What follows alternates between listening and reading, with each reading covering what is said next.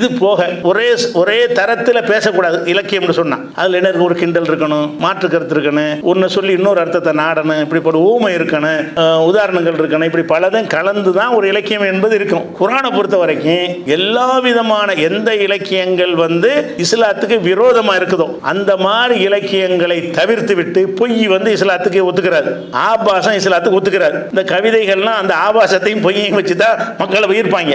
ஏதாவது பொய் கவிதைக்கு பொய் அழகுங்கிறார்ல வைரமுத்து, அதாவது கண்ணுக்கு மை அழகு, கவிதைக்கு பொய் அழகாம். கவிதைனால பொய் தான் இருக்கணுங்கிறான். அப்போ கவிதைனாலே பொய் அழகுன்னு சொல்லிட்டு இருக்கும் பொழுது பொய் இல்லைங்கிற அடிப்படையில் ஒரு இருக்கிற ஒரே வேதம் ஒரே இலக்கியம் குர்ஆன் மட்டும்தான். அந்த மாதிரி இருக்கிறதுனால பலவிதமான இலக்கிய தன்மைகள் இருக்குல்ல, அதுல எல்லா வகையான இலக்கிய சுவையோட குர்ஆன் இருக்குது. அதெல்லாம் மொழி தெரியாம இருந்தா கூட நீங்க விளங்கிக் கொள்ளலாம். அதுக்கு மொழிபெயர்ப்பை பார்த்து கூட என்ன செய்யலாம், அதை உங்களால் விளங்கிக் கொள்ள முடியும். அப்படிப்பட்ட விஷயங்களை தான் நம்ம இந்த தொடரில் ஒன்று என்னென்ன மாதிரி எல்லாம் பயன்படுத்தி இருக்கிறான்னு எடுத்துக்காட்ட போறோம். இலக்கியத்தில் ஒரு வகை இருக்கு. என்னன்னு கேட்டா, ஒரு செய்தியை சொல்லும் பொழுது அந்த செய்தியில் இல்லாத ஒரு கருத்தை கற்பனையா நுழைச்சு என்ன செய்வாங்கன்னா அதை சொல்லக்கூடியது இலக்கியத்தில் ஒரு வகை. இந்த மாதிரி கவிதை எழுதுவது என்னது, அந்த சம்பந்தம் இருக்காது, சம்பந்தம் இல்லாத சம்பந்தப்படுத்துறதுன்னு ஒரு இலக்கியம் இருக்கிறது. அந்த இலக்கியம் அது என்ன பேர் வச்சுக்கிறாங்கன்னு கேட்டா, ஒவ்வொரு நூல்ல ஒரு மாதிரியா சொல்றாங்க. தற்குறிப்பேற்ற அணி, தற்குறிப்பை ஏற்று அணி, நம்முடைய சொந்த குறிப்பை அதுல சேர்த்து சொல்லக்கூடிய ஒரு வகைன்னு பிரிச்சிருக்கிறாங்க. இது இலக்கியத்தில் எல்லா இலக்கிய நூல்கள்லையும் அந்த மாதிரி கோவலன் வரும்போது கொடி அசைந்தது,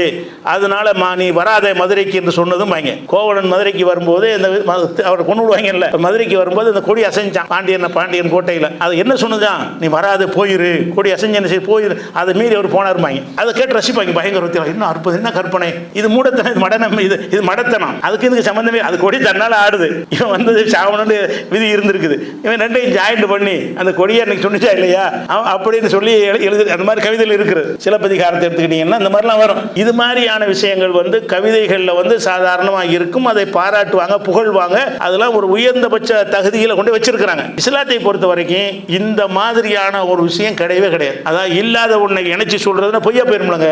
அதை ஒழிக்கத்தானே இஸ்லாம் வந்திருக்குது, மூட நம்பிக்கை ஒழிப்பதற்கு தானே வந்திருக்குது.